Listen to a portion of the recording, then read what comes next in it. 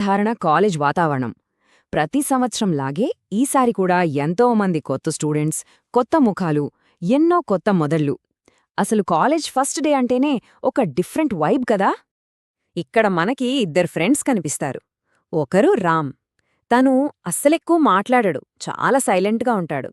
ఇంకొకరు తన ఫ్రెండ్ అరుణ్. రామ్కి కంప్లీట్ ఆపోజిట్ అన్మాట. అరుణ్కి తన మాటలతో ఇట్టే కొత్త పరిచయాలు పెంచుకోవడం చాలా ఈజీ. సైలెంట్గా ఉన్న ర్యామ్ని చూసి అరుణిలా అంటున్నాడు, రా రామ్, ఫస్ట్ డే రా, రిలాక్స్. ఇటువైపు చూస్తే మనకి ఇంకో ఇద్దరు ఫ్రెండ్స్ ఉన్నారు. సీత. తను ఎప్పుడూ తనకి తాను అన్నట్టుగా చాలా రిజర్వ్డ్గా ఉంటుంది.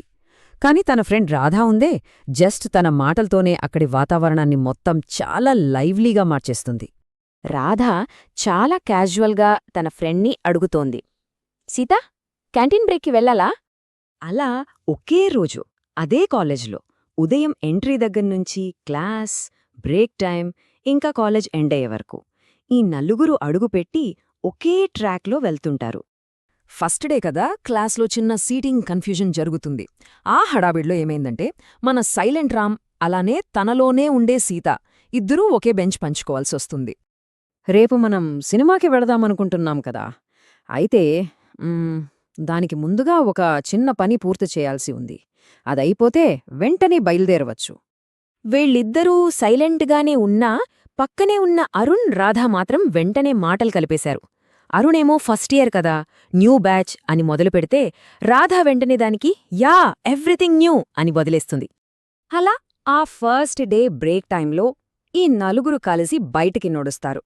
ఒక పక్క అరుణ్, రాధా ఏమో నాన్ స్టాప్గా మాట్లాడుకుంటూ నడుస్తుంటే, వాళ్ళ పక్కనే రామ్, సీత ఎలాంటి మాటలు లేకుండా సైలెంట్గా నడుస్తుంటారు. కాని ఇక్కడ అసలైన మ్యాజిక్ ఏంటంటే, రామ్, సీత మధ్య మాటలు లేకపోయినా సరే వాళ్ల మధ్య ఎలాంటి ఇబ్బంది, అసౌకర్యం అస్సలు కనిపించదు. ఆ ప్రశాంతమైన నిశ్శబ్దం కూడా వాళ్లకి చాలా కంఫర్టబుల్గా అనిపిస్తుంది.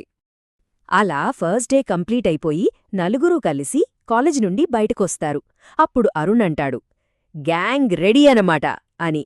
దానికి రాధా కూడా ఫస్ట్ డేలోనే అంటూ చాలా ఎగ్జైట్ అవుతుంది.